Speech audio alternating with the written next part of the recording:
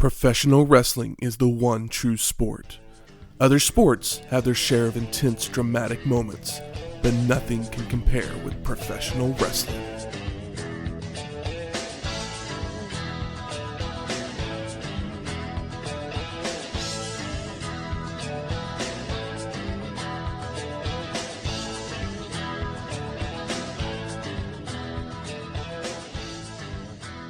Welcome to Wrestling History X, where three friends come together to talk about the stories behind the matches.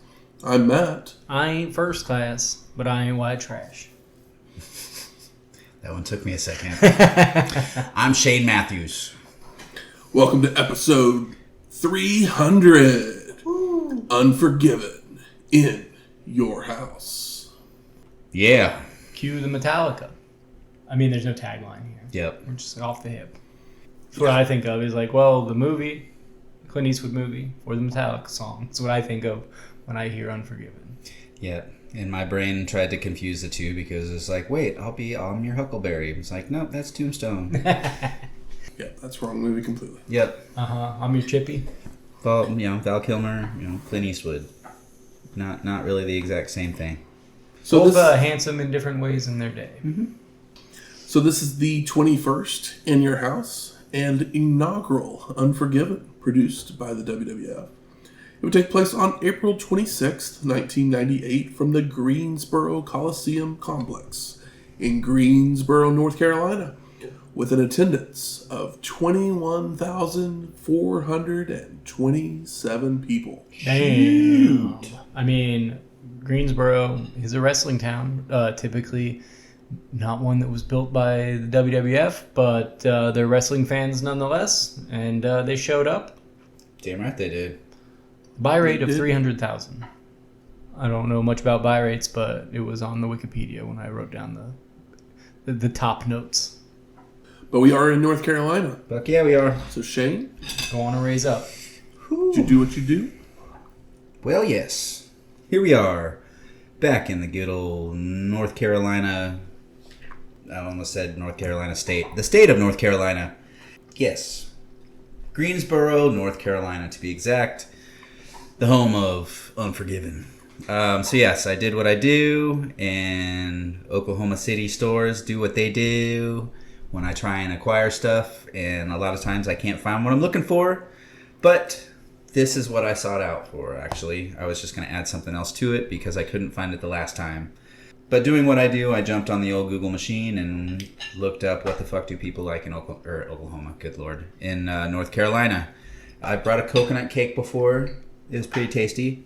I've attempted to find the North Carolina soda known as Cheerwine, and I didn't go to the right store this time. Yeah, not super easy to find. Homeland. Well, on their website, apparently, there's like 15 places in Oklahoma City, and I went to the one that was out. The Homeland that's near my job, I've seen Cheerwine at before, and I even told myself at that time I should buy it, but I didn't know when we were going to be in North Carolina next. But I stopped at a different Homeland, and I didn't find it, so... Not that I'm disappointed fully, because that just means we'll have it next time, and I know where I need to go to get it. But I did what I do, and I looked it up and found out the official dessert for North Carolina is a sweet potato pie. Yeah. We are still in holiday season, so why the hell not? Not to be confused with pumpkin pie. They're very similar, but they're also a little different. One is made with sweet potatoes, and the other is made with pumpkins. Similar spices. Yeah. Apparently North Carolina is the top sweet potato producing state in the United States. Oh, I didn't know. So it's not too big of a surprise. You can try sweet potato pie at Sweet and Cozy Bakery near Charlotte. I guess that's maybe the best in North Carolina. But yeah, it's great. It looks just like a pumpkin pie. The first time I had a sweet potato pie, I thought somebody was lying to me saying... I literally thought it was pumpkin pie whenever I first looked at it. Yep. Yeah. I mean, I made a sweet potato pie for the first time, I think, last year for Thanksgiving. And it's great. I don't really care for sweet potatoes with like marshmallow and crap on them. No. I don't really love sweet potato fries, but a sweet potato pie is the best use of a sweet potato outside of like, maybe cubing it up and throwing it in a soup or something. Yep. Sweet potatoes growing up, that's where I knew them from, was holidays where people would do that nasty concoction of marshmallows and Brown whatnot. sugar, Yeah. And it was just like, I don't understand. It's ugly to look at in the first place, and it just doesn't smell good. It doesn't look good. I don't understand how it can taste good. And that's even like too sweet because of all the marshmallow or whatever. And it's like, this is a actual dessert, and it still is somehow.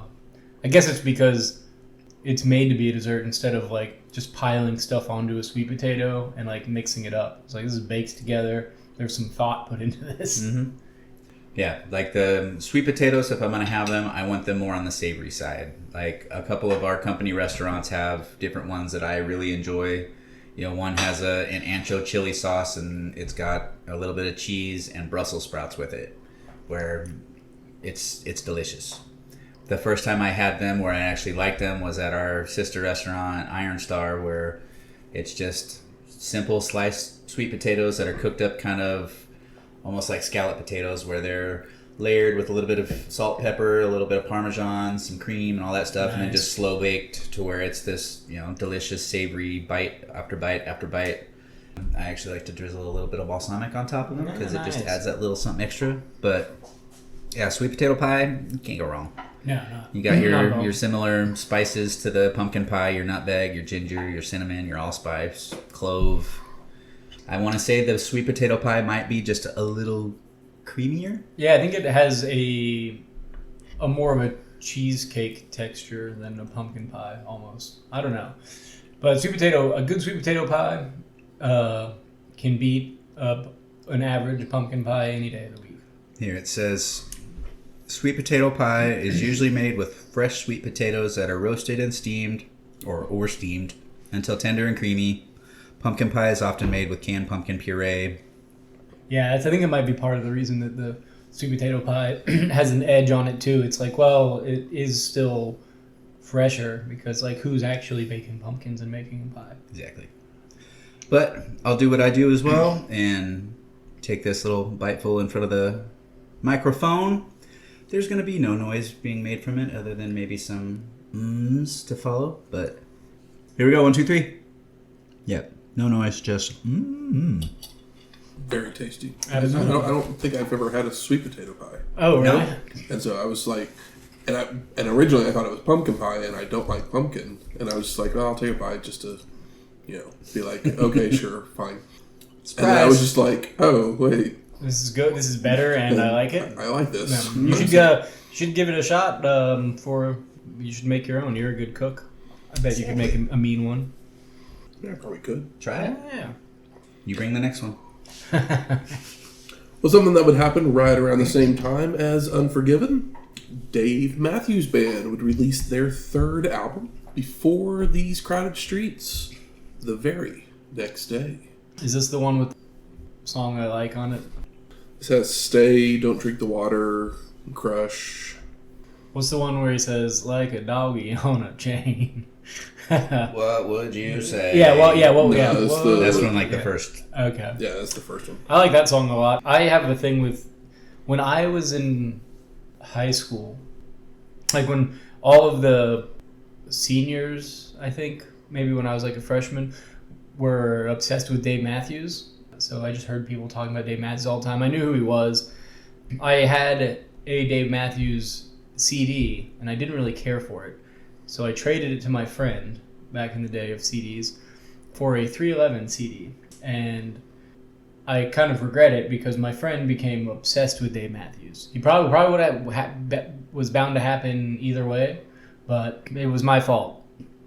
So I couldn't stand Dave Matthews for a long time because that guy learned how to play the guitar and he learned how to play every Dave Matthews song. And he was actually very good at it, but it was just a little overplayed. And now that nobody gives a shit about Dave Matthews, if I hear one of the more upbeat songs, I'm fine with it. I'm not angry anymore. Like I'm looking on here just to see what other songs I recognize on this album. I would recognize all of them. I heard them, but I don't remember the names of them because I listened to it so much from my friend Matthew Kenny. Shout out. Well, this was the album that knocked Titanic out of first place Ooh. on the Billboard albums list. After a year, probably. It was like 16 straight weeks. Damn. Yeah, because It wasn't going to do it. we're in April and Titanic came out in like December, so. Were you guys DMB guys? I was when they first came out, Yeah. but then I kind of fell out until I saw them years later, and then I was like, oh yeah, this is why I love you guys so much. I did see them once with my friend and my dad and some other people or whatever, but we were in like Loud City, so it just sounded like crap because it was like a basketball arena. But my buddy, I was happy for him because he had the night of his life. I was a little bored, but I've come around on it after not disliking it because it wasn't good, but because it was overplayed. And I found it kind of boring. I do like the more upbeat songs over the slower ballads, for sure. He's got a voice on him. I always hear, what would you say when I think of Dave Matthews? I always That's my favorite think one. of Ants Marching. That's a good one. And then Crash. Space Between. Always plays on repeat in my head. As soon as it pops in there, then it takes forever to go away. I hate that song. I think the album after this, which is that one, I think it's called Every Day, where I'm like, I'm totally out now. Like, it doesn't. It just sounds like you don't even hear the instruments. I mean, Every Day was produced. The first time that they had a different producer. Oh yeah. Because Steve Lillywhite did all the first three. But yeah, the production on that just seems like too sterile and clean, and it doesn't really sound like a guitar anymore. It's very compressed and yeah. But they went to electric guitar and pop arrangements on Every Day, and I mean I listened till Stand Up, which was 2005, so that's like two more albums because like Busted Stuff was actually the Lillywhite album that they were working on, and then they scrapped it all. Wow. And went with a new producer. A new producer that got Every Day. But then they went ahead and released the Lillywhite sessions, basically. And that was when I was a big fan. They had those first three records. And then Leroy died, who was one of the percussionists in like 2005. Didn't the saxophone player die too? He may have the last few years, yeah.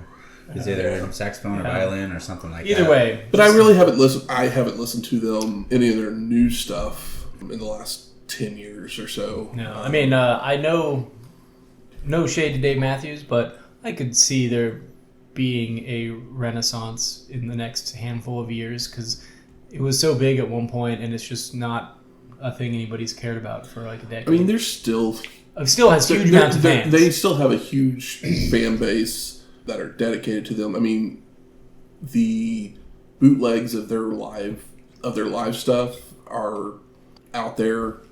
I mean, you can get, especially if you join their fan club, they literally release like 96 live albums. You know what's weird about them? Because like everybody was like, oh, they're like a jam band. It's like, but they're not because they just play the songs. They don't really. It's not like Fish or The Dead. They can if they want to. And actually, I'm a big concert guy. Yeah. This is one band that I've actually never gone and seen because I know of their history of their set lists and the jam bandness of it, and that's not something that I love because you're never guaranteed to hear.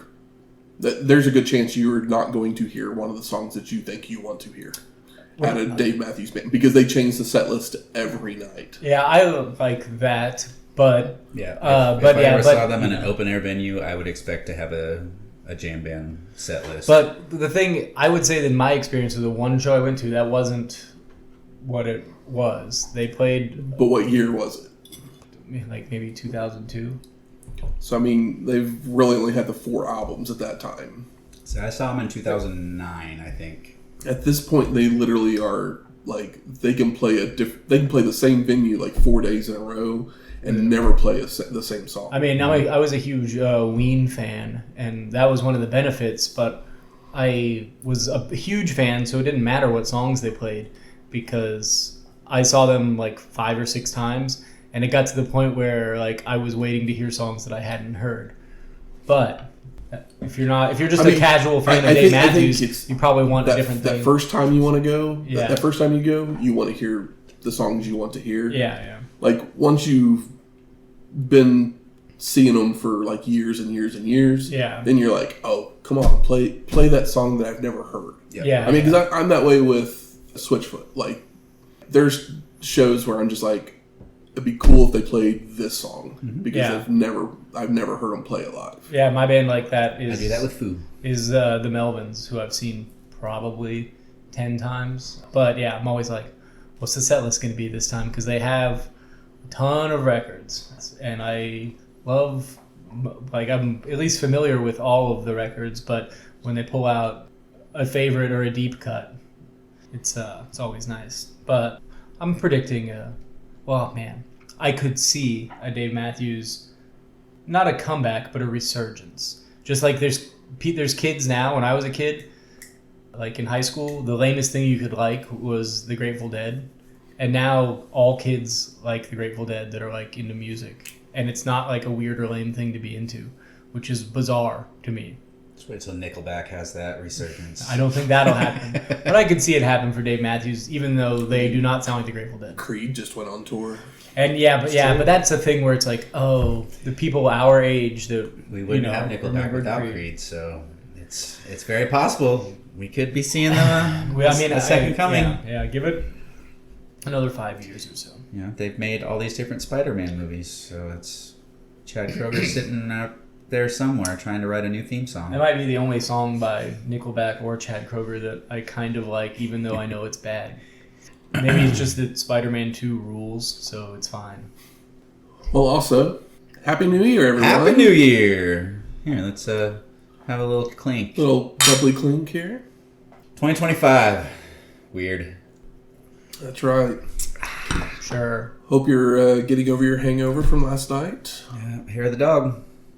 And if not, then just keep listening to us. We'll sober you up real quick. Real quick. Maybe go to one of the WCW episodes. That'll sober you up. I'm gonna put you to sleep. Something. Nah. Well, let's talk some Unforgiven. We get the WWF Attitude Package, starting us off before a video package on Undertaker and Kane, where it cuts back and forth between narration with highlights and the reading of passages from Dante's Inferno. What a touch. Brother, nemesis, traveler, each on a downward spiral towards damnation. They are among the blackest souls. A different sin has dragged them to the bottom. One man walks with blood-red fury coursing through his veins, the other with ice-blue vengeance burning in his soul. For here one must leave behind all hesitation. Here every cowardice must meet its death. Like the mystical creatures of Dante's Inferno, all who cross the threshold into the 8 circles of hell will be shown no mercy. Within those fires there are souls, each one swathed in that which scorches him. The Inferno knows no pity. The Inferno knows no remorse. Within the flames they will suffer. They who went as one to rage now share one punishment. True to Dante's epic saga, these warriors who pass through the burning gates of Hades will never return the same. There is no exit from the flame. You are simply transformed into the language of the fire. Dial 10321 presents Unforgiven in your house. Yeah. Man, great package. They always do a great job with the package. Language of Fire should be the name of somebody's record. What a good album title. But we know what the show is. I saw the poster. It's just of The Undertaker with a cross on his palm. It looks mean as hell. Mm-hmm. We're promised an Inferno match, and the first time these guys got together, it was great. They made a star out of somebody they thought was a build him up and throw him away, and he's here to stay. Obviously, I mean, you see this package. They're catching each other on fire. They're throwing each other's in their mother's grave. It's wild. It's absolutely wild. Things got a little personal after WrestleMania. Yeah, I mean, yeah. I wish that. I'm sure there was a great VHS tape of the Kane and Undertaker saga, and I bet it's wonderful and probably on the network. But all this stuff clipped together. Get it while you can. Sounds like a great time. Pyro goes off, and Jim Ross welcomes us to the show, along with Jerry the King Lawler, wondering what did Vince mean when he predicted catastrophe. We shall see. We go to our first match. The Nation of Domination of D'Lo Brown, the world's strongest man, Mark Henry, and The Rock, with Kama Mustafa, versus Faarooq, Steve Blackman, and Ken Shamrock. And you might notice the new Intercontinental Championship belt that Rocky has around his waist. This is the oval design that would be around till 2011. Damn. And also, you might notice Mustafa has a hat and a cigar. Almost Godfather-esque. I definitely noticed that. Kane, and he's almost there. And we get Brown and Steve starting us off by trading strikes, suplexes, drop kicks, takedowns, and holds before Ken is brought in, only for D'Lo to poke the eyes, but Shamrock answers right back with kicks and a rolling leg lock. Faarooq enters, so Brown tries to reason with him, only for the militant to whip D'Lo with a belt, followed by bringing Blackman back for more arm drags and suplexes, until Brown makes it to his corner to bring Henry in to use his power by dropping Steve with a pair of backbreakers. Mark with a clothesline before D'Lo comes back in to nail a sky high, which is a sit-out pop-up powerbomb for a 2 count. Brown then telegraphs a back body drop, allowing Blackman to tag out to Faarooq, but he telegraphs a back body drop of his own, so D'Lo face slams the militant down and tags in The Rock to deliver strikes. Henry returns to hit some elbow drops, only for the militant to escape the world's strongest man's clutches with a headbutt, tagging out to Steve, who's sent to the ropes, where Rocky hits him from the apron.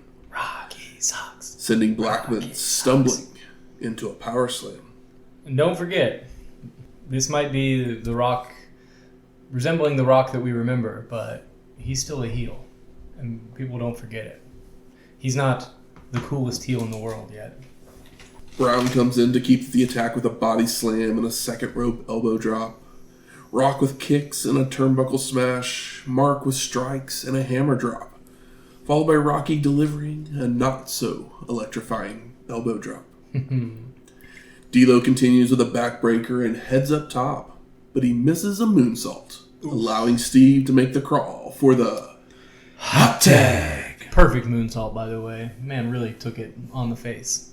Faarooq cleans house with right hands, a face buster, kicks, and a shoulder block, which leads to a Pier 6 brawl, causing everyone except for The Rock and the militant to spill out to the floor. And Rocky nails a DDT to Faarooq for a near fall and taunts him in a corner.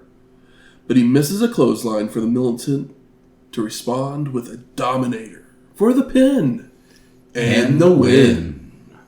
Michael Cole then makes his way out to interview Faarooq at ringside, asking if the victory makes him happy, which the militant says it did, and thanks his partners, saying this is the beginning of a long war, as he will kick the nation's asses. I mean, this was smart. The Dominator didn't look great, but The Rock has to fight somebody on the next pay-per-view, and it might as well be Faarooq. Mm-hmm. And they kind of need to have that battle between them to officially end the feud and move on. Yeah, absolutely. I mean, yeah, it's like this is just down the middle, intelligent wrestling booking. And throughout the show, there are some weird cuts. Just like in segment, moving on. No clue if it was just cut to commentators and they just cut that out or what. It might have been sponsor commercials, or like sponsor, yeah, because sometimes they'll cut to like a thing and then cut right back to it, and it's like, all right, well, they got a little bit of lead on the tape or whatever, and it was probably a 10-10, they do that now 3-2-1. On the PLEs where, let's go to this for all the Peacock Premium people, but then nothing actually shows up. I've got Peacock Premium, but I don't see what it is they're talking about. So, yeah. Because basically, like, Faarooq's music's playing, and then all of a sudden, glass breaks. Yeah. And Stone Cold's making his way out. Ordering the timekeeper, Mark Yeaton, to join him in the ring. And Stone Cold asks Mark if Vince told him to ring the bell last week, which was Dude Love and someone had a match, I think it was Steve Blackman, and put him in a hold, and Vince had Mark ring the bell, basically screwing over. That's what he's talking about. It's all for this evening. Yeah. Yeah, we're teasing another screw job. Yeaton says he rang the bell when he had to. But this answer just angers Austin, telling the timekeeper to put some bass in his voice because he's pissing him off. And bad things happen when people piss him off.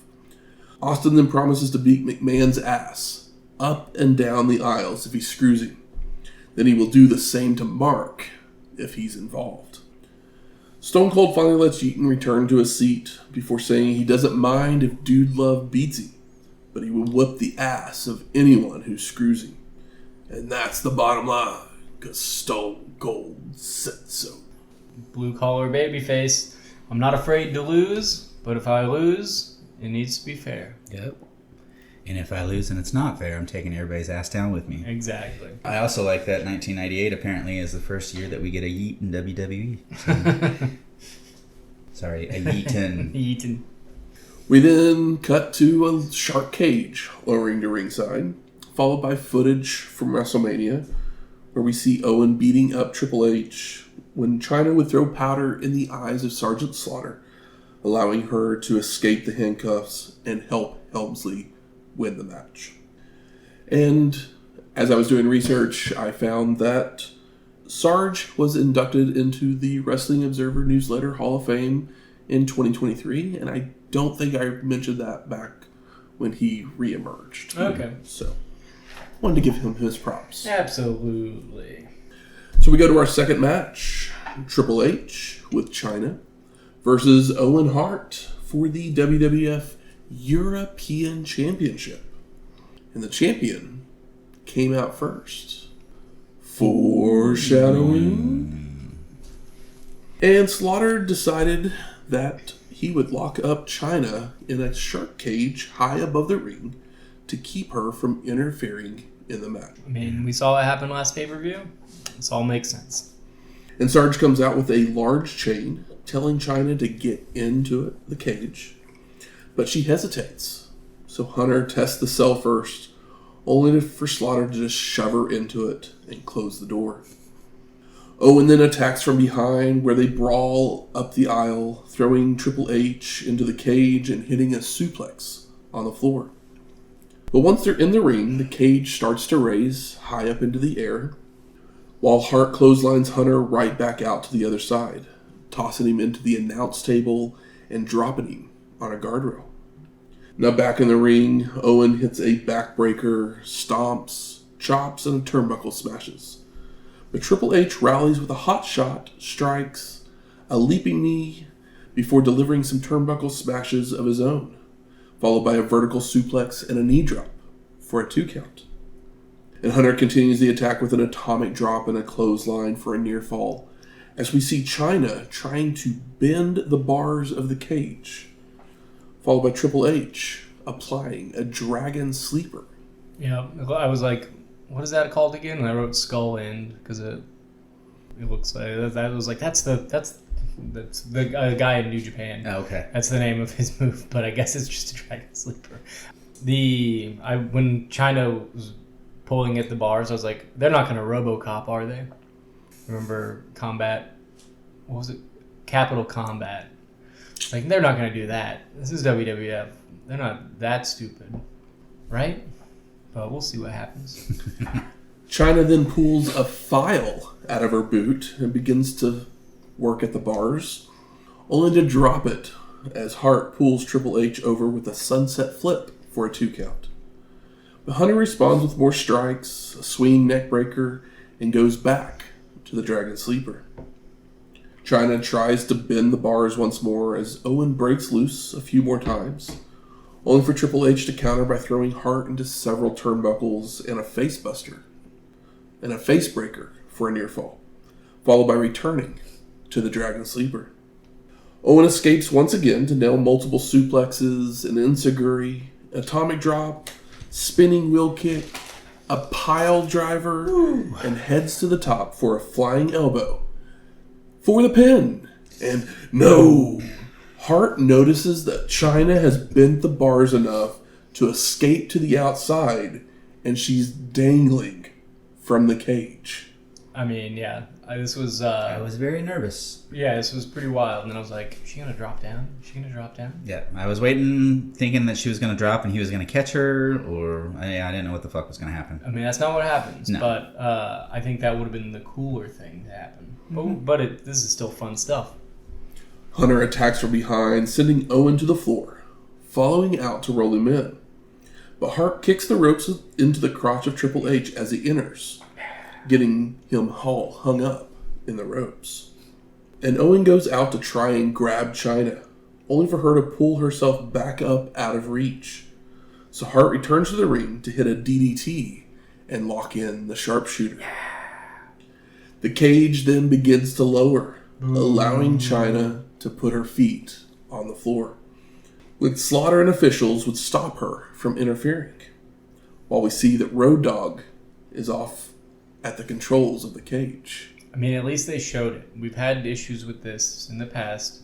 That Ole Anderson cage debacle from 20 years ago at this point, where it's like, we don't know what's happening. It's like, well, at least we saw it, and it was shot pretty well, that it didn't look like it was super staged. See, what would have been funny was to have that voice come from the back.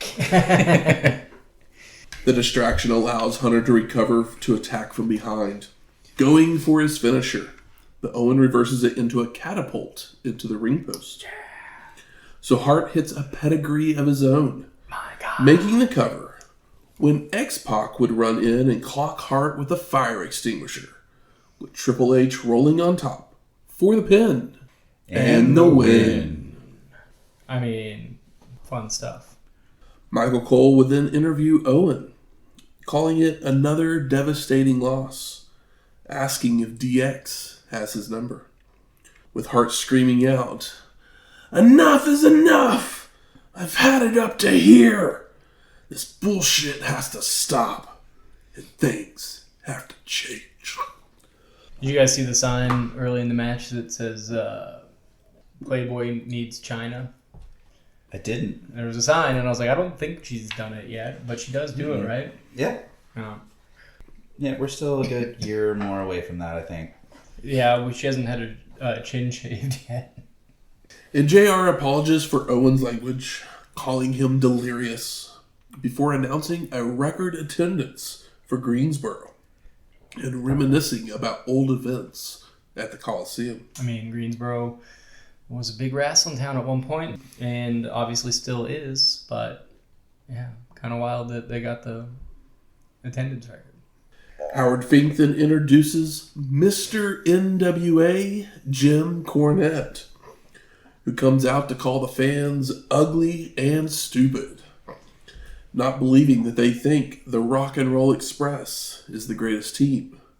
So Jim vows to spoil their homecoming. And Corny has brought the second coming of a great tradition. They're every mother's nightmare and every schoolgirl's dream. So we get our third match, the new Midnight Express of Bombastic Bob Holly and Bodacious Bart Gunn versus the Rock and Roll Express of Robert Gibson and Ricky Morton for the NWA World Tag Team Championships. The champs came out first. Foreshadowing.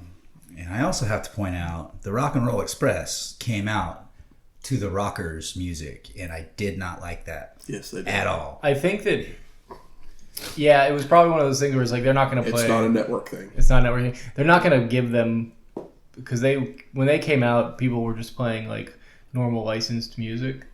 So I'm sure. But so it's like I would have rather them have no music than to have the Rockers' music. I mean, you can use Kurt Angle's music as the Patriot or anybody else you want to, but don't touch the Rockers. But I mean, this is the Rock and Roll Express. Yeah, exactly. They're great.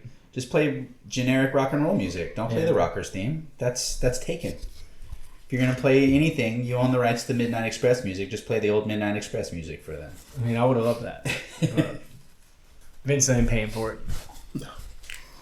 So Roberts flusters Holly early on, sending him out to regroup with a hug from Cornette, followed by the Rock and Rollers catching Bob with more takedowns and double teaming. Ricky gets caught by Bart on the apron, so Holly charges in with a right hand, only for Morton to escape, causing the Midnight Express to argue momentarily. And Bob tries it again, but Gibson tries to put a stop to it, only to be pulled into the ring himself, where Robert reverses a whip to send Holly into his partner once more, causing them to argue again, so Jim has to come in to make peace. Yeah, I love this. JR says this about the new Midnights. Bombastic, Bodacious, and Beefy.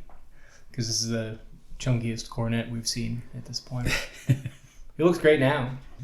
Too many Wendy's cheeseburgers on the road. Not enough tennis, just carrying a racket. Yeah. Double cheeseburger. Bart takes control of the match with a leverage-aided ab stretch until the ref catches them, which angers Corny, who comes into the ring again to challenge Tim White to a fight. And the way he's throwing his arms around couldn't be any funnier. But the ref doesn't back down, chasing Cornette out of the ring, leaving him so flustered that Jim puts his jacket back on, inside out. I mean, this is some classic Southern wrestling. And the action starts back up with Ricky being tripped up by Corny as he's running the ropes, allowing Gunn to hit a leaping knee that sends Morton to the floor. Cornette follows with a right hand before Ricky's rolled back in for several backbreakers and power slams by the Midnight Express. And Bob attempts an Alabama jam, only for Morton to avoid, making the roll to Robert for the hot tag. Gibson cleans house with right hands, leading to the Rock and Rollers whipping their opponents into each other, followed by a double drop kick to Bart for the pin. And no, the ref is distracted by the other two still brawling. Corny sneaks into the ring to drop an elbow, but Robert moves in time, causing Gunn to take the blow, before Gibson rolls up Bart with an O'Connor roll, only for Holly to deliver a bulldog, allowing Gunn to make the cover for the pin and the win. Comedy wrestling. Yeah, I mean it's fine. Ricky and Robert, they got achy joints, but I've seen much worse. I mean, we love the Rock and Rollers. Yeah. But this is 10 years past when they're anything. Yep. Yeah, but they still worked great together, and when they had their spots, they, performed them well. But I'm happy they were here. If this could have been a different match that I was less interested in, because I love the Rock and Roll. I love Jim Cornette. Midnight Express versus the Headbangers. Exactly. I would much prefer this, even if it was comedy, but it was comedy done right. Right. Yeah. I'm not going to say well. I'll say right. Yeah, right, for wrestling. It's like, this is the way you do it. It's not the best time these spots have been done, but, they were nice to see again. And I made an observation about Gunn during this match, too. Totally nothing major, but looking at him with his long hair in this scenario here, he looks like a long-haired Randy Orton. Oh, yeah. I mean, he's definitely jacked. Yeah. He's got a similar physique. I actually made an observation about the Gunn during this match as well. Why didn't one of them drop the last name? I've never understood that either. Because it's not Bart and Billy, but it's neither one of their real names. I didn't even catch that they said either of the last names. I just heard Bodacious Bob Bombastic Bob and Bodacious Bart, but they probably said the last names. No. I think when they announced them, that's how it was. Bodacious and Bombastic. Oh, but but then as they were talking through the commentary, match, I want to say they started calling him Gunn. Yeah. Yeah. And then you still have Billy as Gunn. And I'm just like, why do we still have, like, why didn't we lose these names? Yep. And why is it still carried on 30 years later? Because he's still Billy Gunn. I mean, I think he's legally may have changed his name by now. Okay. Probably, yeah. Well, probably after his TNA where he couldn't be Billy Gunn, he had to be BG James or something like that, and then he went to Kip or something. Yeah, he was Kip James. That's what it was. So Doc Hendricks is in the back with Luna and the artist, formerly known as Goldust, saying tonight someone will be stripped of their dignity, pride, and clothing. With Vachon claiming she's there for one reason, to strip every piece of clothing from Sable's grotesque body. And I was like, how is she the heel in this? Because a couple people are obsessed with... Because isn't she doing Sable. what all the fans want? Yeah. I mean, we all know what this is. Luna continues by vowing to leave Sable like a newborn, which excites Hendricks, Lawler, and every straight man. Yeah, but I find that part upsetting. It's like, don't compare a naked woman to a naked baby and expect me to be happy about it. Sure. But hey, that's just... So we go to our fourth match. Luna Vachon, with the artist formerly known as Goldust, versus Sable in an evening gown match. And in the previous match, of course, Jerry Lawler couldn't shut up about how excited he was about this evening gown match and said maybe one of his all-time lines. Oh, about how the panties are next to the greatest thing on earth? Or Yeah, something he said, like that? he said panties aren't the greatest thing in the world, but they're next to 'em. Yeah, but they sure are close to it. Yeah. Sure are close to it. It's like, man. Yeah, and then there's That's, JR, my mom's watching, or something Yeah, like that exactly. from Western Oklahoma, or something like that, yeah. But that was like some of the closest, like... Cringe. Well, no, it was like so like disgusting and crass, but like the wordplay was top notch. Mm-hmm. Couldn't help but point it out. It's a whole lot more creative than just talking about puppies. Yeah, eventually they'll get crass and not, and it's funny because it's so unadulteratedly crass. Here, at least he's trying to be clever. So the rules of an evening gown match are you win by stripping off your opponent's dress. And I'm glad they refer to it as an evening gown match and not just a bra and panties match.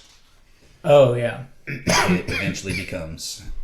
So the two circle each other and start to grab at each other's dresses with each ripping a sleeve. I couldn't have suspected that they were going to come out in like grandma dresses, though. The dress Sable is in is so silly. I mean, both dresses are absolutely horrendous. Yeah, but I mean, it makes sense because they're good for them to be able to grab onto because they're flowy and they obviously have like loose stitches in the arms for the spots. But it was just like, damn, what a horrific dress. When Vachon would kick Sable, leading to chokes and shoulder blocks in a corner, allowing Runa to rip the skirt off Sable. And Lawler starts losing his mind as Vachon starts choking with the skirt, only for Sable to get a boot up when Luna charges in. And Sable pounces with punches, kicks, and a hair mare when Mark Merrill would come running down to the ring, which distracts Sable, who begins to scream that this is her fight, and why is he there? And Sable shoves Merrill off the apron, but Luna uses the opening to rip the rest of Sable's dress off for the win, leaving her in her wild purple panties. brown panties. Yep. And I literally was like, I remember not finding Sable to be like super attractive even back then, and now it happened. I was sitting there watching. I'm just like, this does nothing for me. I mean, she is Sable honestly was one, to me, as the gay guy, she was one who looked better with something on. When she got down to nothing, then she was too disproportionate. You know, yeah, she had big tits, but she is like objectively like a classically attractive lady, but she doesn't have. There's nothing interesting about her attractiveness. Mm-mm. There's nothing like, Sonny. When you leave a little bit, way hotter. When you leave a little bit to the imagination, that's what works for Sable. When she puts it all out there for everybody to see, you realize how it's not that great when it's all out there for everybody to see. Mm-hmm. It's like, yeah, she's pretty, but she's not Sorry, Brock. Not cute. Yeah, you got a great wife, I'm sure, but Yeah, I mean, I don't want her. she's definitely. You didn't want to yeah, she's definitely attractive, but she's no Sunny. Tammy Stitch for all her flaws. No. You know, you can't.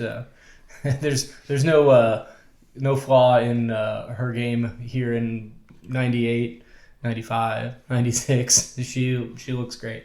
Yeah, we're a couple of years away from the Trish and Lita days where they come out there and show people that you don't have to be wearing absolutely nothing to be the hottest thing on TV. They also want to work. Sable doesn't want any of this. Post-match, Sable goes after Vachon, nailing a Sable bomb, allowing her to rip Luna's dress off as well. And Vachon scurries under the ring, only for Sable to follow, when she reemerges with Luna's bra and panties as well. And TAFKA wraps Vachon in his robe and carries her to the back, while Sable screams to come and get it. As JR says, this is where fans will be pausing and replaying on the VHS. It's a masturbation joke, guys. Yeah, I know. It's like, well, Luna won, but Sable gets the glory, which, you know. That's how you get your heat back. Yeah, I mean, and also it's like, that's the point. People wanted to see Sable naked. And no one wanted to see Vachon naked. No. Even though I'm sure she has a great body. Oh, yeah. Like, I mean, yeah, she's pretty jacked. yeah. Put her in a Kane mask. I'm sure she'd be great. Vince McMahon, Pat Patterson, and Gerald Briscoe then make their way to the ring. And Briscoe, so Pat Patterson and Gerald Briscoe, both, they've been officials coming out to break stuff up, but they've never really been name guys. Yep. This is where the Stooges finally get names. Stooges have kind of started here. They'll be flanking him for years. As before, when I was doing research, found Briscoe was also inducted into the Wrestling Observer Newsletter Hall of Fame as a tag team with his brother Jack in 2023. And we had covered Briscoe before, back in NWA days, but this is the first time Pat Patterson has really been a name guy, ever. Mm-hmm. Yeah. Outside of winning the Intercontinental title in Brazil. We've never seen Patterson in a match or anything. He retired basically before we're covering. Yeah. So we're going to give him his due as well. He's a professional wrestling, WWF, and Wrestling Observer Newsletter Hall of Famer. And the creator of the Royal Rumble?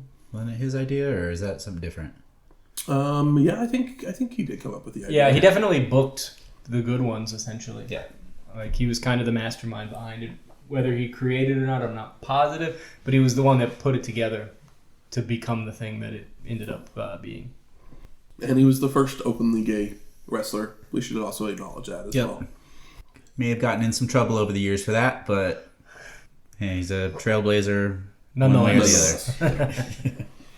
Vince takes the mic to reiterate his warnings about a catastrophe, that it could be anything, because anything can happen in the WWF.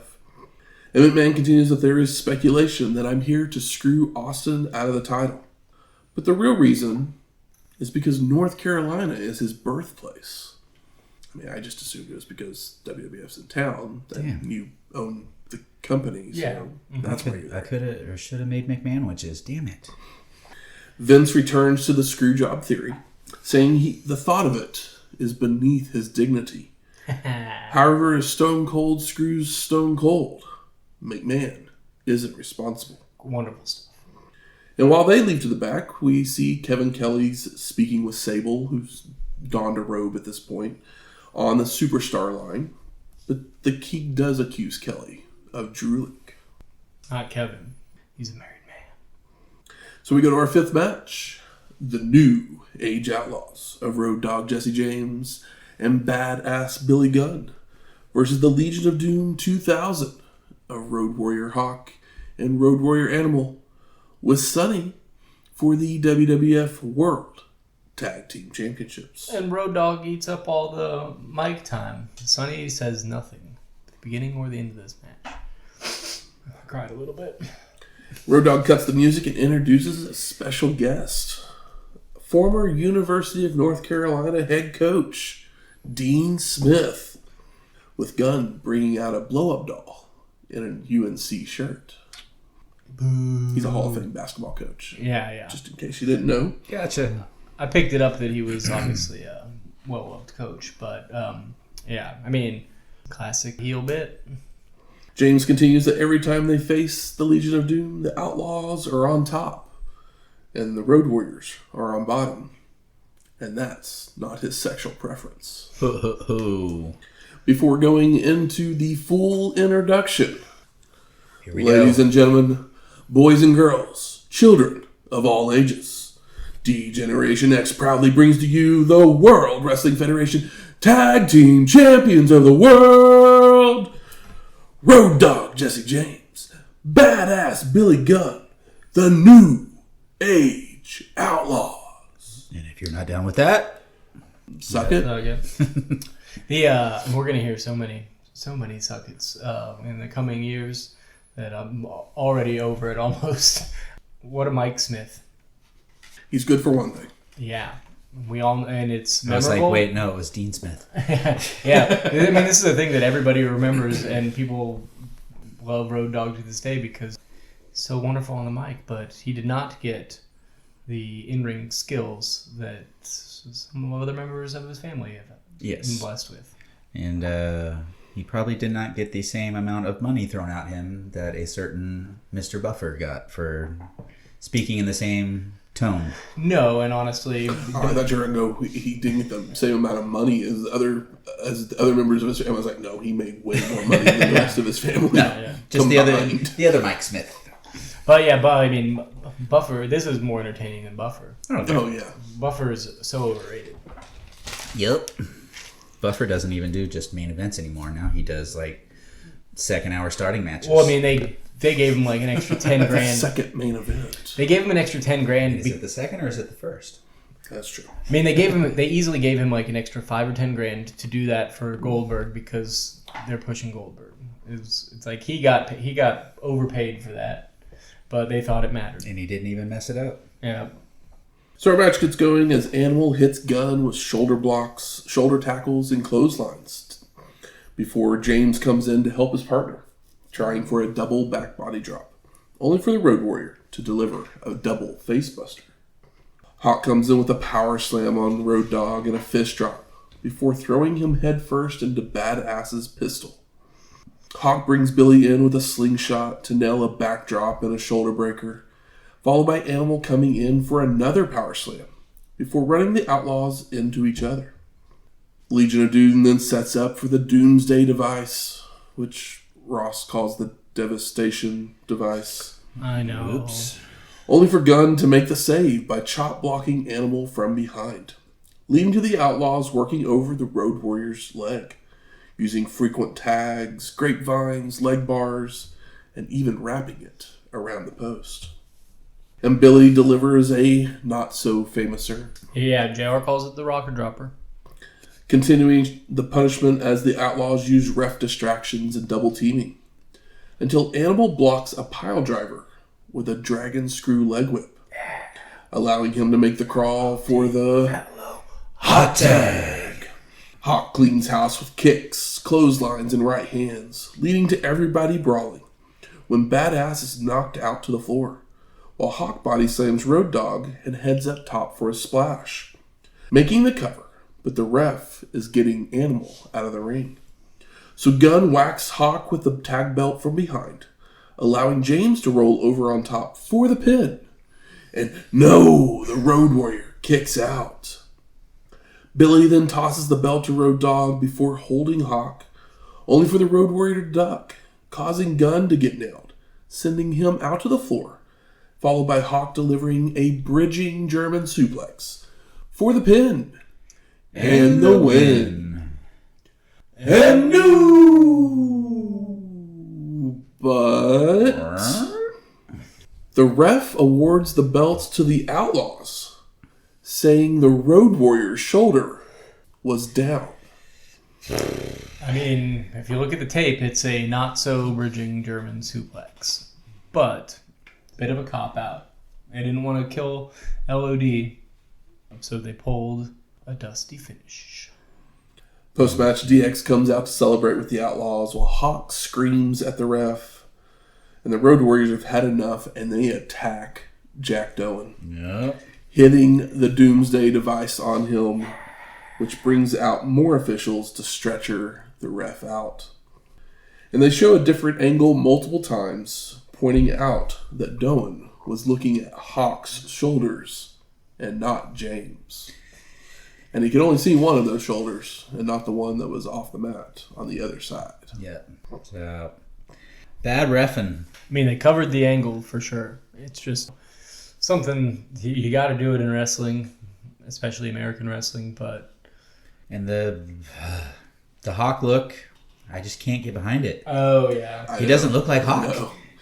Like, I had to keep staring at him just to make sure that it was the same guy because, I mean, I know his hair is different and he's wearing paint while Animal wasn't wearing paint, but he just looks so much different that it's hard to think it's the same guy. And maybe that's why it's so easy for them to bring in future members. We go to Tennessee Lee on a stage near the entrance to introduce the country band of the 90s, Sawyer Brown. Yeah. He then says they will be singing backup for the most versatile performer in the whole of the world today. JEFF, JARRETT. Ain't he great? And Jarrett lip syncs with the help of Sawyer Brown. but first he says this one's for Tammy Wynette, the Queen of Country, and that he's the new king. Thought that was cute. And they lip sync their way through Some Girls Do, which, if you caught Michael's name at the beginning, then Yeah. you know what song we're talking about. I mean, it's kind of a fun song. It is. Even Sawyer Brown's lead singer even does or I should say, tries to do the Fargo strut. Yeah, at they one both point. strutted up a bit. I will say, I have never seen the singer of a country band dressed like this. This guy looks like he should be in the Spin Doctors. He's completely bald, shaved bald, has a soul patch, and is wearing like a bright green, like shiny polo. It's an insane look. Maybe it's a button up. Either way. That was the look of some of those country boy bands. Really? Yeah, I mean, if you look at Lone Star, they kind of dress the same way too. I just never was. That was never a thing on my radar as a kid because nobody in my house listened to country music, even during the '90s country boom. So it's kind of a foreign object to me. But I just couldn't believe that this guy was singing in a country band looking like that. Yep. But after they're finished, all of a sudden Steve Blackman comes out of nowhere with Thank you. kicks and locking in an armbar on Jarrett, only for Tennessee Lee to smash a guitar over his head to break it up, allowing Double J to apply a figure four on the stage until officials can break it up. And the story here is, I guess, that Steve Blackman was the last person to pin Double J in a WWF. Jarrett ring. was the Only first one. person. first person to pin Blackman. Blackman. I got it reversed. But, there's a reason. And this crowd was not liking Jarrett at all, as they just continuously chanted for Flair the entire time. Yeah. I mean, we're in Or in Greensboro. Greensboro. Yeah, you're Like- in And the he's Carolina. basically doing Ric Flair. Yeah. He's doing like the country version of Ric Flair. Yeah. It's not even cool. He's like I love Jeff Jarrett, and he's doing a great job of being a heel. Mm-hmm. But Ric Flair, he's not doing exactly Ric Flair unless he's in the ring Yes. with a little less razor blade. JR then sends us to a video recap of Undertaker and Kane with narration. Taker would never fight his brother, but Paul Bearer manipulated Taker by twisting his tormented soul, while Kane's loss at Mania spiraled Bearer towards insanity, dreaming of a ring surrounded by fire. Oh, yeah. We'd see Kane destroy their parents' gravestones, sparking a ferocity in the dead man, delivering everyone into unknown territory and opening Pandora's box. Bearer would then light some caskets on fire at Raw, leading to the Big Red Machine choke-slamming Undertaker through one. This is a fight birthed in hell. Two brothers will be surrounded in walls of fire, and at least one man will ignite, with Taker claiming it will be the beginning of Kane's eternal damnation. He will not rest in peace. So we go to our 6th match. Kane with Paul Bearer versus Undertaker in an Inferno match. And the winner will be the person who sets their opponent on fire. Seems super safe, guys. Totally. Absolutely. And basically you have like contraption basically around all 4 sides that gas comes through, ignites. Yeah, So flames each one is like the length of the apron and is on the Yeah. apron. So flames are just coming up and down all the time. There's someone over in the corner controlling how It's probably Road Dogg. much, how high the they're, gas, how they're going. How much gas they're feeding it. Yeah. The You can hear it hissing and whistling all the way. when the power move gets done, or like someone hits the mat hard, they crank the gas up for a dramatic effect. For effects, yeah. Punches, here come the flames. Yeah. So once they're in the ring, the flames turn on while our competitors start trading right hands and whips until the dead man falls in with a quarter splash and goes to old school with the flames erupting even higher as he lands. I mean, I loved it and I laughed. Taker charges in again, but he's caught with a hot shot, allowing the Big Red Machine to take control with clotheslines and chokes. Undertaker then claws at Kane's face to escape, only to run right into a power slam before Bearer tosses a chair in for the Big Red Machine to clock the dead man over the head. Damn. I mean, flames up. Honestly, I could see that if like you hit the mat hard and some air went up, it would make the oxygen feeds the flame. But obviously, this is a guy just cranking the knob.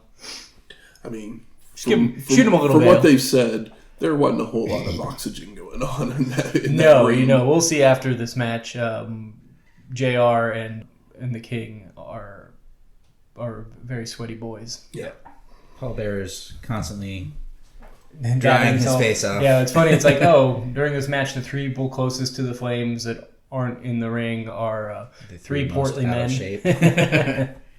So Kane keeps up the attack with turnbuckle smashes, strikes, and hard whips to a corner, only for Taker to respond with a big boot, a Russian leg sweep, and a leg drop. But the Big Red Machine rises, so they grab each other by the throat. Kane nails a knee, allowing him to complete the chokeslam, followed by picking up the dead man for a tombstone, only for the Undertaker to slip out the back. Taker then delivers his own chokeslam, but again, the Big Red Machine rises, before both men go for big boots, causing a double KO. And they make it back to their feet, where Undertaker misses a leaping clothesline, and he almost rolls right into the fire. Good stuff. Kane with a side slam, and he heads up top, only for the dead man to shake the ropes, forcing the Big Red Machine to crotch himself. Great balls of fire. The two then fight atop the ropes, with Taker nailing a superplex. But again, Kane rises. So Undertaker nails a clothesline and throws his brother over to the floor. Tosses him right over everything. Flames and all. And the Big Red Machine can't re-enter the ring. So he begins to just retreat to the back, which draws out Vader to attack from behind. Hell yeah. Brawling with Pop. Kane back towards the ring, when the dead man would fly over the ropes with a tope onto both of them. Fucking crazy. It's a beautiful dive, beautiful camera shot. Undertaker diving over the top rope is insane. It's I don't awesome. remember. Has he done that before? The Or is- dive? Yeah. Yeah, he's been doing that Okay. here recently. Yeah, I couldn't remember if we had seen it already. I know it becomes one of his Yeah. signature moves forever. But this one with the flame and the lights down and the just angle of it, and obviously he had a little bit more juice in him because there was a flame that he just got a little more air. It looked glorious. Officials would come out getting Vader to the back, leaving the brothers to brawl on the floor, when Bearer would hit Taker with a chair from behind, only to no-sell and swipe it away, whacking the Big Red Machine over the head with the steel. Undertaker then chases Paul towards the stage area, where Bearer is crowned with a bass drum, which busts him open, followed by a mic stand to the chest. The bass drum was pretty wild. I mean, obviously it was probably gimmick, but it looked good. The dead man then returns to the ring, where Kane now has the chair, but Taker kicks him right into the fire, which lights his arm on fire for the win. In post-match, the Big Red Machine goes running to the back in panic, while Undertaker celebrates in the ring amidst the flames. And it's funny because he gets hit on the head in the back with the chair. Kane goes down. Head and arm with his arm under and arm under the ring. Under the ring. And then he gets up, you don't quite see it. There's the pushes him into the flame, and then his arm catches fire, and you see him walk back. Did a pretty decent job of it, but they obviously put a protective sleeve over his arm, and he canes his way to the back. But it was fun. It was silly. But it was well done, no pun intended. And Kane doesn't look like ass. We gotta keep this going. We're making money. There's 21,000 people here. Can't all be Stone Cold. You gotta have at least another attraction. Yep. Ross then sends us to a video recap of our main event, where Vince says Austin is a public relations nightmare. So he attempted a makeover, with Stone Cold coming out in a suit. But it backfired on McMahon. Austin and Vince would look to fight on an episode of Raw, which just so happened to be the 84th week. Only for Dude Love to interrupt, looking to put the mandible claw on McMahon. But it was all a ruse, as Stone Cold got too close and fully turned to lock it on Austin. Vince would then name Dude Love the #1 contender, with Stone Cold calling it a conspiracy, while McMahon thinks Austin has watched too many Oliver Stone movies. Yeah, the Oliver Stone and the JFK stuff that they've sprinkled through this is pretty funny. And it's just funny to see anybody call something like this a conspiracy in this year of our Lord 2024, where people think the world is flat and that birds aren't real. This is when Austin needs to come out there in full Natural Born Killers, Woody Harrelson mode, and bring his Oliver Stone movie to life. I mean, I think that's what he does for the next couple of years. Puts his head on a stick. Yeah. Vince continues that he will be at ringside, which Stone Cold says the last time that happened, McMahon screwed someone. Before we also see McMahon forcing JR to apologize for slandering him. So I guess Ross has been saying mean things about Vince, and his feelings were hurt. So yeah, humiliation ritual. Building him up. To speak conspiracy. I don't remember when the Kiss My Ass Club was, but I was like, is this the first step towards that? I mean, basically. Yeah. So we go to our 7th match. Dude Love versus Stone Cold Steve Austin for the WWF Championship. This is the first defense since he's won the title. Mm-hmm. And Foley jumps Stone Cold as he's handing the belt off to the ref. But Austin fires back with right hands, elbows, and a Thez press for some ground and pound. Turnbuckle smashes, head slams into the mat, elbow drops, and running straddles keep up the attack. Before the fight's taken to the floor, where Dude Loves ran into a guardrail, brawling towards the stage area, where Austin hip tosses Foley off to the floor. And the stage, you mean the stage where they perform the concert, the country song. So this is a wild spot. Yeah, he lands right on his back and hip on concrete. It's at least 5 feet off the floor. It's not a short stage. No, it was pretty nasty. My gosh, but I mean, he paid for it in the long run. As much as we hate it, and we love him for it too. They return to the ring for axe handles, clotheslines, and more strikes by Stone Cold, until the Dudester avoids another running straddle, allowing him to take control with his own strikes and locking on a body scissors. As we see Vince, Patterson, and Briscoe make their way to ringside, setting up a chair for the boss to sit on. And McMahon nods at the timekeeper, which we later see in a replay that Yeaton did nod back. Ooh. While Austin sees Vince escaping long enough to taunt him, only for Foley to roll him up for a 2 count. A telegraph back body drop allows Stone Cold to turn the tide with a clothesline and wrapping Dude Love's leg and arm around the ring post. Austin then goes for a pile driver, but Foley counters it into a back body drop onto the concrete before rolling back into the ring, while McMahon taunts Stone Cold in the aisleway, telling him to be a man and get into the ring. I mean, this is great stuff. Like, he's so good at this. An incredible dickhead. Austin begins to give chase to Vince, only for the Dudester to attack from behind, taking the fight back to the ring where they fight over a suplex on the apron. So Foley drops Stone Cold neck first on the ropes. Ooh, no good. Now once Austin returns, Dude Love locks on an ab stretch when Vince starts calling for the bell. Oh my gosh. But the timekeeper doesn't do it. I mean, who does he want? I mean, honestly, Vince McMahon could probably give him just as good of a beating. No they're job jacked. beating by Austin. Yeah. I mean, they're both pretty bad. Yep. Stone Cold finally reverses the hold, causing McMahon to stop yelling for the finish, followed by Foley hip-tossing Austin to escape. They again fight their way to the floor with Stone Cold's head being rammed into the ring steps, before Dude Love goes for a suplex. But it's blocked and reversed, sending Foley into the steel, writhing in pain and trying to escape through the crowd. The leg hits the step spot? Yeah. I mean, it's a classic for him. Fuck, it hurts. Yeah, I mean, I'm sure it sucks. Austin gives chase, bringing him back to the ring, only to telegraph a back body drop, allowing the Dudester to nail a swinging neck breaker and set up for some sweet shin music.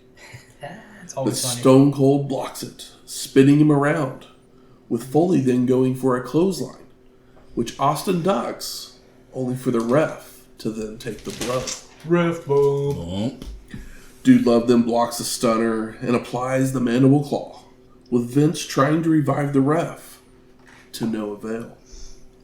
And Foley releases it to kick the ref as well, before returning his attention to Stone Cold, but he's backdropped out to the floor. Austin then grabs McMahon's chair, and he looks to use it, only for Vince to stop him, allowing Dude Love to shove it into Stone Cold's face. Foley would then charge in with the chair several times, but would be elbowed away, causing him to drop the chair and fall to the floor. McMahon would help the Dudester to his feet, while Austin would retrieve the chair, swinging it and hitting both men in the head, knocking Vince out cold. I mean, the crowd's hotter than hell for this. Stone Cold would roll Foley into the ring to deliver a stunner, making a cover, but there's still no ref, so Austin just counts his own 3 count. Music starts, so I guess the match is over. Even with no ref? So post-match, officials come out to check on McMahon, placing a neck brace on him and putting him on a stretcher as Stone Cold leaves to the back, while Dude Love crawls over to the unconscious Vince, and Fink announces Foley the winner by disqualification as Austin struck a WWF official. Did you notice that Fink says, he doesn't say winner of the match, he says winner of the belt. And I was like, you fucked up. It's like, no, Dude Love won by disqualification is all you need to say. Everybody knows that Austin keeps the belt. But he said belt. I had to rewind it. Because I was like, wait, did he say won the belt? And that was the day that Vince turned on the term belt. Or on Howard Finkel. But I was like, was he just had a couple martinis earlier? Who knows? Crazy. Ross and the King take a look at the replay, being somber about McMahon's fate, with Lawler thinking they should strip Stone Cold of the title and arrested. And we see another replay as JR says his goodbyes, and we fade to black. So I ask you, gentlemen, what are your overall thoughts of Unforgiven in your house. This was a fun show, and it moved quicker than the Nitro we watched last week that was 30 minutes shorter. This was fun, and I was engaged the whole time. The things that, these in-your-house shows are rarely a slog. And they're full pay-per-views now. They're not like 2 hours. Mm-hmm. So, and they only had like 6 matches, and I wasn't bored. 7. 7 matches. I wasn't bored. It's well produced. You can count the evening count as a match. Yeah. But still, I don't really have any strong complaints about this. This is entertainment. This is solid entertainment if you're a fan of the product. Yeah. Along those same lines, it was a decent show. It wasn't one where a lot of memorable stuff happens, no, but not at all. You can see the wheels are slowly moving in the direction that they have been continuously, where we're getting little bits of storyline movement, trying to make more of the McMahon-Austin Doing a good dilemma. job of it. You're doing a great job of it. Yeah. But nothing was everything was interesting. As lame as that sounds, the least interesting thing is probably, I hate to say it, Rock and Roll and Midnight, but I still had a good time with it and didn't overstay its welcome. Yeah. But we're picking up speed after it's all right, we won the race. And now we got to do some work to the car before the next race. And there hasn't been any wrenches in the spokes. Things are moving smoothly. Yeah, I wasn't bored watching this one I was last week with Nitro, but it's not one that you need to run right out and see. But it's not a must watch. It's an easy watch, like you said. Yeah, but this is, if there's a 24 episode season of television, this is episode 13. I went into this show thinking that Kane and Undertaker was the main event. So when I found out there was another match beyond that, it was all right, well, what do we got? Because I didn't know that we had an Austin Foley match until they... And the Austin Foley match, it's they justified it just enough for it to be a thing, but who's Austin's first opponent going to be? Why not Mick Foley? You know that it'll be fun. You know that he's a good opponent to anybody, and he'll give them anything and everything that they need. Mm-hmm. And they were a tag team for a short amount of time.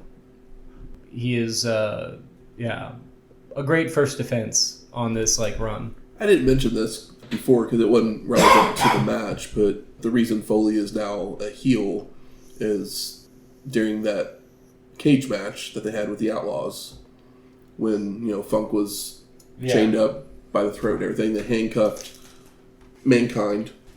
Everyone in the crowd was chanting Austin, and so he literally came out the next week and said, "You don't care about me. You guys didn't even care about me, so I'm not going to care about you guys." And so he was so he put Mankind away and decided to do Dude Love as a heel, and so that's what led to all that. All right. I thought it was fun, but I like it. It wasn't necessarily necessary for. He could have done that as match. Mankind. Yeah. Or as Cactus Jack. Because Cactus Jack... that's what it was. It was Cactus Jack. It was Cactus Jack, and then it's then Dude Love. And it's well, Dude Love is fun and funny, and the purpose of Dude Love was to not take those bumps. He could have stayed as Cactus Jack and said the same thing. But, whatever. On the shows... It's still Mick Foley. On the show, for me, it's mediocre. It's a mediocre show. Yeah. Kind of basically Yeah. along the same lines as what you guys said. It's not a necessary watch. And those last 2 matches are fun. The Inferno match, I think, is probably the more important match to watch if you were going to go back and watch something. Yeah, I'd say so. Just because you get the...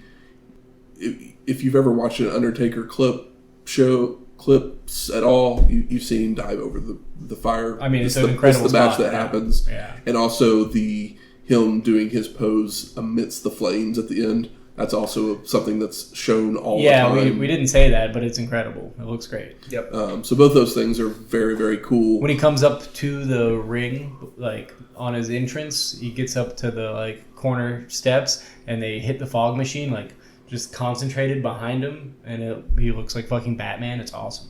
The main event is technically more of a storyline. Yeah, but it's hard. But it does well build worked. into something more Yeah. as we go forward. So, which is always fun to look forward Yeah. to. Well So, worked, brutal spots, and there is some legit tension with the story that they set up earlier and the screw job possibility. Yeah. Never once during this show did I find myself asking, why are we watching this? I felt the same way. I was just thoroughly entertained, but not overly excited. I got excited a few times, but it wasn't. I wasn't pumping my fists, but I smiled a few times. Well, then apparently the Sable match didn't work for you. Touche, Shane. Good. Where's the smart marks at? All right. Fuck you. I think it's time we smark it up. So, what are some of the best moments of this show? Kama having a cigar and hat. Yeah? D'Lo is so good in the Sky ring. High. Because I don't know if we've seen the Sky High before. The pop-up powerbomb. I don't remember. It looked so good. D'Lo is so good in the ring. He has so much energy. He's been good since he's shown up, but he's coming out of his shell more. We're getting a little more head swagger. I was always a D'Lo Brown fan, and he is a workhorse and an unassuming one, which makes him easier to cheer for. Yeah, he was one that I always saw moving into the legit main event scene, but then history happened, and he never quite had that same confidence in the ring again. I mean, not to be rude, but he doesn't have the size or the face, but he has the attitude and the ability. But, like, beauty is what it is. But D'Lo Brown, there's been he's a pretty ugly guy. Like, I'm not attracted to most of these wrestlers, but D'Lo Brown makes Bret Hart look like Shawn Michaels. Shawn Michaels in the 90s or Shawn Michaels now? Shawn Michaels in the 90s. We're talking peak.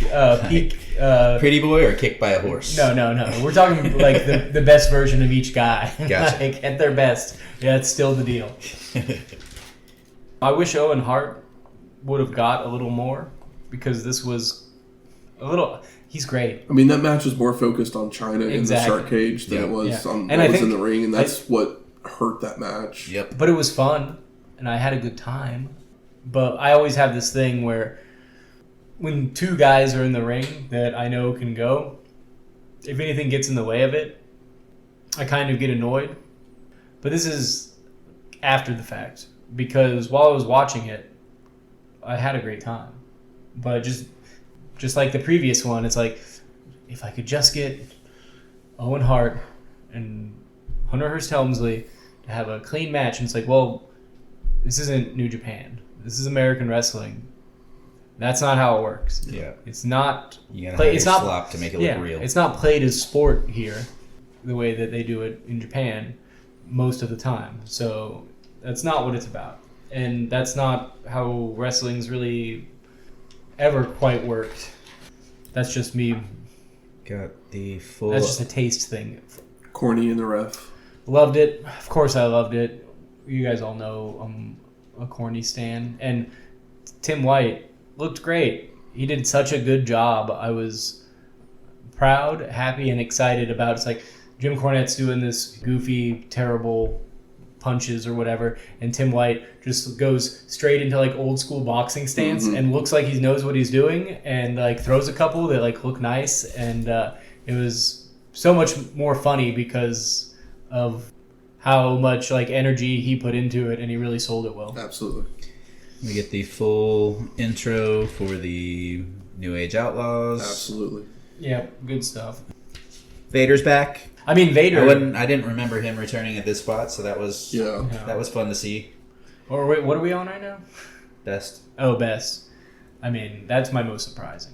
Not to telegraph it, but I mean, you can't go wrong with Foley and Austin in the ring. I mean, No. obviously, I mentioned it a few minutes ago, but Undertaker leaping over the flames, Yeah. that's just so cool. It was so cool. The thing with the... You know how, like, in a barbed wire match, typically it involves guys that are kind of, like, wily or unhinged. Mm-hmm. So there's a little bit more tension because you have crazy guys in there. We have two people that are, like, essentially athletic zombies or, like, slasher movie characters. So I never was really in fear when they were in the ring or in the ring and near the flames, because these guys are big, hulking, and like calculated. They're not volatile style wrestlers, but I still think it was well worked. But because it's Undertaker and Kane, and the way they work isn't Sabu, Terry Funk. It's not. They're not. They actually look before they leap. Yeah, exactly. Yeah, like they're known to be some of the safest guys ever. But I thought they did a really good job considering this silly thing. But they've been doing plenty of silly stuff lately, and it's been working. So why wouldn't you? Good on Kane for being like, yeah, I'll catch my arm on fire. They didn't do a double. He didn't go under the ring and come out. How about most disappointing? The tag match, Express and the Rock and Roll Express. I mean, for me, it would just seem like it was just a time filler. Even though it gave us the little corny moment with the ref. It also pissed me off because they use the Rockers music. Oh. Shane, easy to scorn. I'm old. First match, it's Shamrock and Rock have been in a feud. I mean, we're moving Rock into the Faarooq feud, but Shamrock's still there. Shamrock does not get into this match other than for like one quick moment. That's a good point, and also disappointing because Shamrock has been very over. And out of those three guys, he's the most over. Who's the best worker? Yeah. So it's like we're gonna leave the guy who probably would have done the best in this match. We're just gonna leave him sitting on the. I mean, they did that because they want Faarooq to lose, and they don't want Shamrock to lose to The Rock again for the Intercontinental. I mean, I don't know why they did it that way. It was just I mean, I just assume that we're getting Faarooq and The Rock the next pay-per-view, and I think they're just trying to keep Shamrock away. But at the same time, Shamrock had a wonderful crowd response. I mean, it would have made more sense almost if Severn would have come down, because that's where they're moving Shamrock into. Severn would have come down and like taken Shamrock out or something like that. Yeah. In the midst of like the brawl or something, because they could have. Yeah, so he kind of stops he's out of the equation. Picture, yeah, and now he has another thing going on. That would have felt maybe a little overbooked, but it would have done more favors for Shamrock than this did. Yeah. Because walking away from this, you're not thinking about Shamrock, and like I said, Shamrock's an afterthought in this match. Yeah, and we've talked about how wonderful of a crowd response he's got, and how awesome he's looked, and how much energy he's put into all of the angles that he's been a part of. Like, he might not be the best talker, but he doesn't need to talk, because all you have to do is piss him off, and he just starts eating people alive. As I mentioned earlier, Triple H and Owen was a backdrop for Chyna in the shark cage. Yep. Didn't hate it, but it maybe wasn't as good in ring as their last match, and we were kind of bummed about how that went. Their last match was distracted by Chyna. I'm going to say this, and I hope my opinion stays the same throughout the entirety of the Divas era, that these matches are unnecessary and just dumb. Mm-hmm. But once we get to like Stacy Keibler in them, I may change my mind, because Stacy Keibler's hot. At this point, like, I don't care anything about Sable. I've never cared anything about Sable. No. So this does, like I said while we were covering, this match does nothing for me. No. For me, I think the most entertaining part of it was just remembering that time, and the like that 97 to 2002, just everything on TV was so horny and trashy, and how people went nuts for it unabashedly. I find a nostalgic charm in that. No matter it's not that I'm like, oh, I wish television was just like tits and Jerry Springer and Howard Stern on E. I'm not looking for it to make a comeback, but there is a charm to remembering that era of trash television. But that's about it. And the last thing for me, do we have to continue to do the Legion of Doom dirty? I mean, technically we're not even doing the Outlaws any service with this finish either, because it's still the same complaint I think I had the last time these two teams faced off each other. The Outlaws need a clean win over an established tag team to be taken seriously, and they're just stringing along everyone that Legion of Doom's going to get these belts back, which we know they're never going to get these belts back. Yeah, but I think that they don't exactly know what they're going to do, or maybe they're just being respectful of the legacy of Legion of Doom. Obviously, Sunny's been on her way out, but she didn't say a word on this. Even if she didn't have anything to do with the last few, she at least got on the microphone. Paul Bearer didn't say anything either, so that complaint doesn't really. All right, okay, but I think that mean a whole lot. Yeah, I don't know how much further the LOD goes here, but there's not any other established tag teams.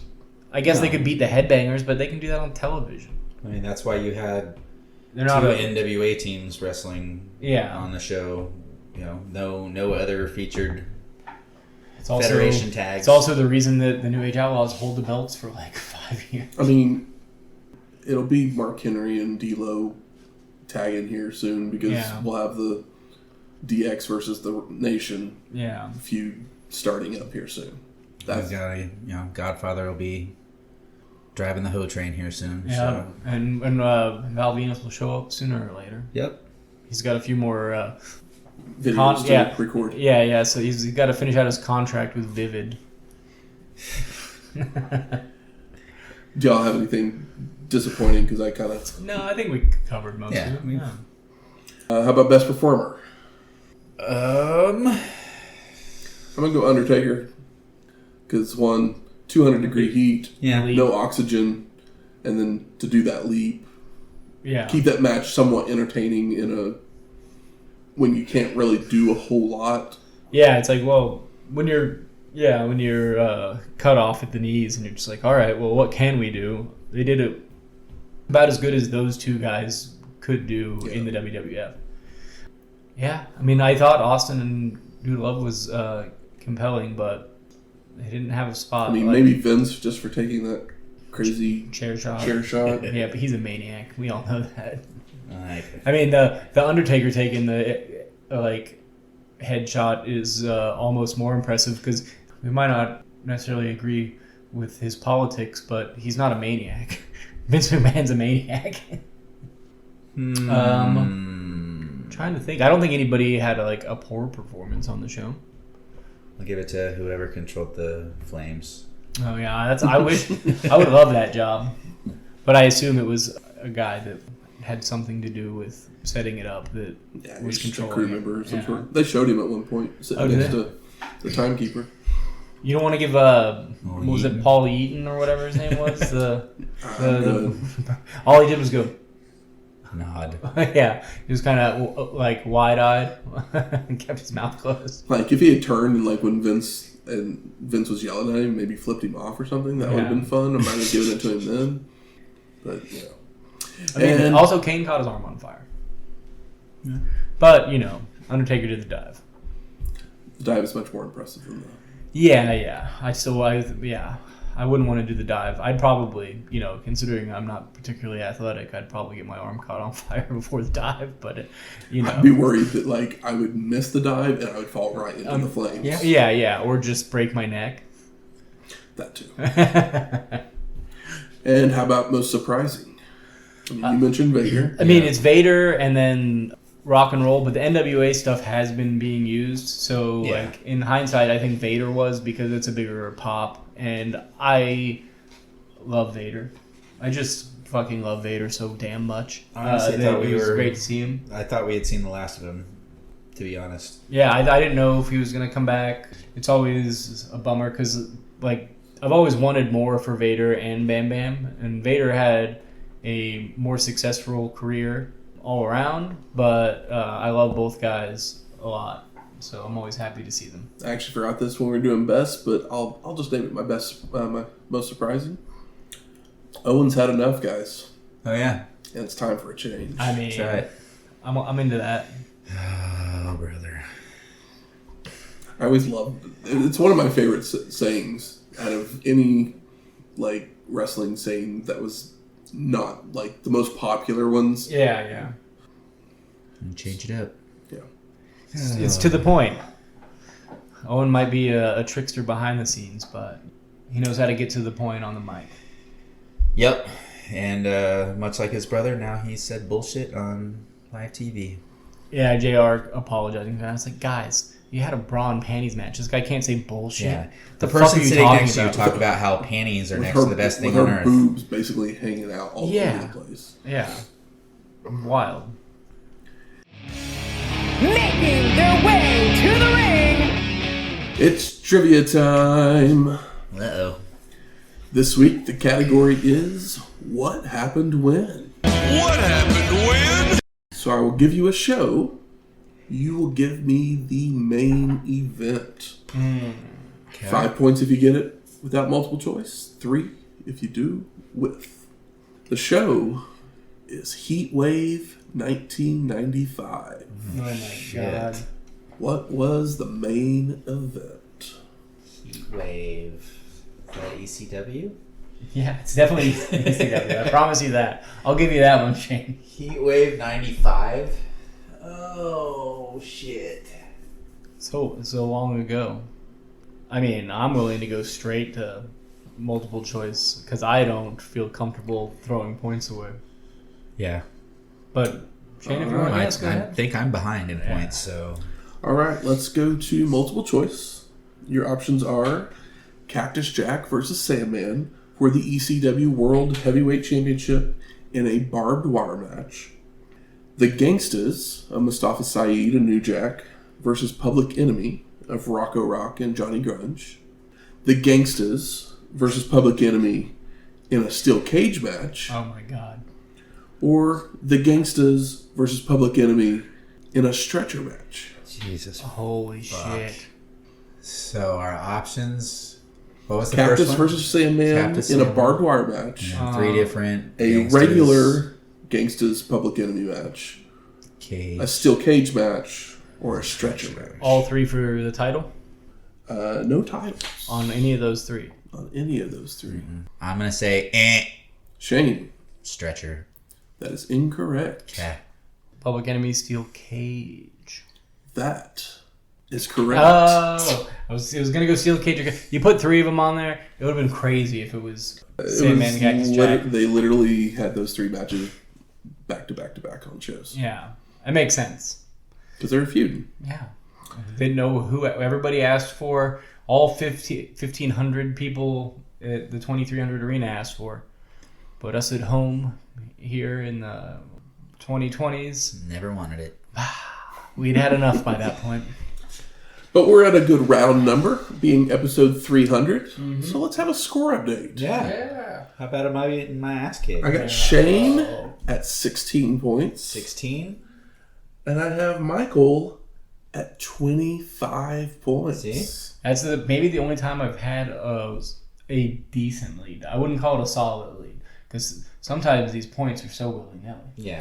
And We know it doesn't really even matter until we get to the end Yeah, where it's yeah. like, here's 40. the thing I have going for me, you know what I have going for me right now is that this era of questions is not as tattooed on your brain. Yes. As the golden era is very much imprinted forever. Yeah. And In here the- we in the are way back. talking like 95 ECW. Now Maybe you're even into more. where like Mhm.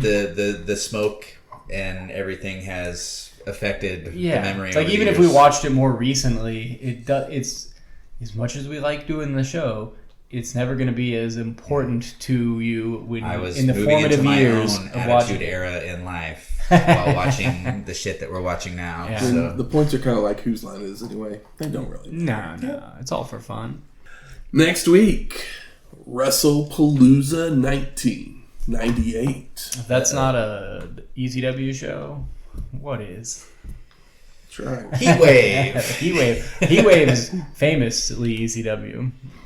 Music from this week's show is Beat Dream by First Com and Dude Love, what our main event. So we play Dude Shack by Jim Johnston. I didn't realize that's what that was called. And if you like this episode or any of our other ones, please go out there, rate and review us on iTunes, Spotify, YouTube, or wherever you find your podcasts at. If you do the YouTube thing, make sure you like, subscribe, hit that bell, get notifications. Tell a friend. Yeah, that's all I got. Yeah. I need to like watch more stuff on YouTube so I can know all these things. I mean, I think Matt covered it. And if you have any questions, comments, concerns, you can always... Where are we going next? Marietta, Georgia. Back to Georgia, eh? All right. I just say that like it was Canada. Yeah, well, I've never been to Georgia, so give me some help. We're going to Marietta. I don't know. I keep looking at my notes here like it's going to tell me something. Yeah, slide into our DMs. Give us a shout out. Have you watched this show? What did you think of it? The Unforgiven. Did you like it? Did you hate it? What was your favorite?